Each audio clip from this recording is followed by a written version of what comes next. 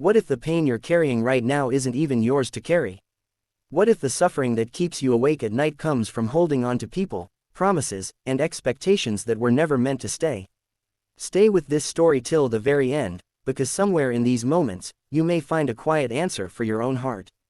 And if these stories touch you, help this channel grow by liking the video and subscribing to Wordy Tales. Your support helps us share stories that heal. The first story begins with Arav, a man known by everyone as the reliable one. He was the son who never said no, the friend who always picked up calls at midnight, and the colleague who carried others' workloads without complaint. From the outside, his life looked respectable. From the inside, it felt unbearably heavy. Arav lived with his widowed mother, who reminded him daily of the sacrifices she had made. "I gave up my dreams for you," she often said, not angrily, but with a tired sadness that cut deeper than anger. Arav worked a job he disliked because it paid well enough to keep her comfortable. Every decision he made passed through one filter: how will this affect others? One evening, Arav received an email offering him a chance to move abroad for a role he had once dreamed of. His hands trembled as he read it. For a few minutes, he felt alive. Then the familiar weight returned. His mother was aging. His relatives would talk. Who would take care of her? He deleted the email without replying. That night, as he lay in bed, his chest felt tight, as if something inside him was slowly suffocating. Weeks later, Arav collapsed at work. The doctor said it wasn't a heart attack, but stress had pushed his body to its limit. During recovery, a nurse named Mira spoke to him gently while checking his vitals. She noticed how he apologized for everything, for calling her, for needing help, for being sick. One day she said, "You take responsibility for everyone's feelings, but who takes responsibility for yours?" The question stayed with him. When Arav finally told his mother about the job offer he had declined, expecting tears or anger, she surprised him. She grew quiet, then said, "I never wanted to be the reason you stop living." She admitted that her words about sacrifice came from her own loneliness, not from a desire to trap him. Arav realized then that he had been suffering not because of her, but because of an assumption he never questioned. Letting go, he learned, didn't mean abandoning his mother. It meant releasing the belief that his life had to shrink to keep others comfortable. Months later, when he finally accepted a new opportunity, this time with open honesty, he felt something unfamiliar but beautiful: peace without guilt.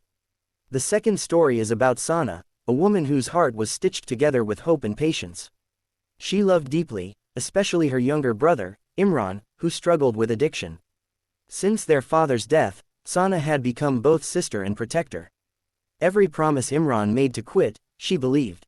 Every relapse, she forgave. She paid his debts, lied to relatives, and stayed awake waiting for him to come home. "If I don't save him," she thought, "who will?" Years passed like this. Sana's own dreams, marriage, travel, even simple rest, were postponed indefinitely. Her friends slowly stopped inviting her out because she knows she might cancel. One night, Imran stole her savings to buy drugs. When she confronted him, he shouted, blamed her, and walked out. Sana broke down on the floor, surrounded by the proof of her love that had turned into loss. In her despair, Sana attended a support group for families of addicts. There, she heard stories that sounded painfully familiar. One woman said something that shook her.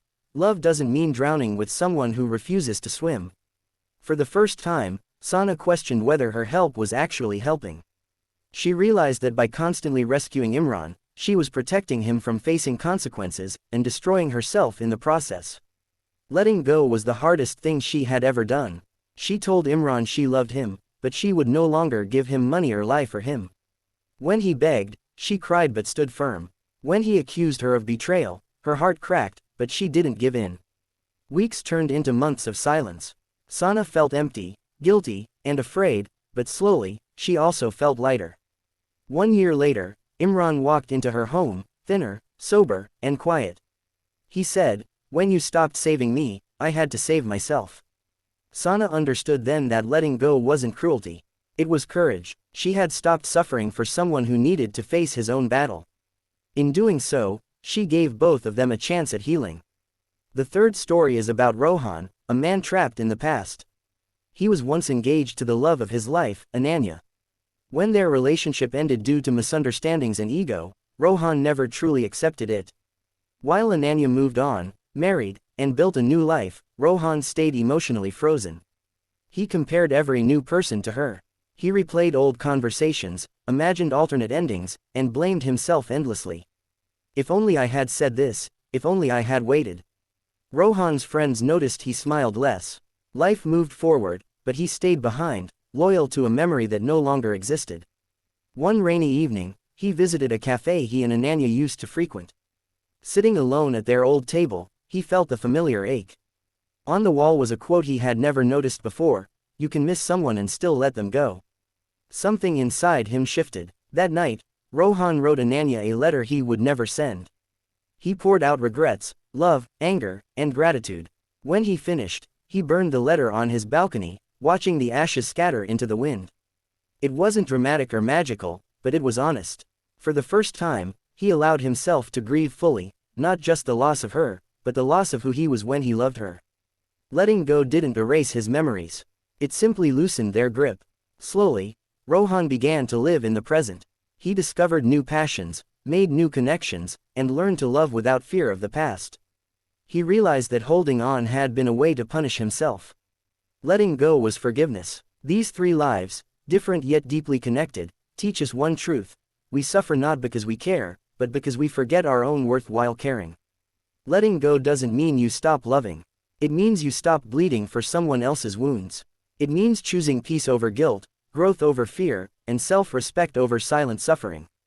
If you're watching this and feeling seen, remember, you're allowed to choose yourself. And if this story helped you even a little, like the video and subscribe to Wordy Tales. Your support keeps these stories alive, and your journey forward might just begin with letting go.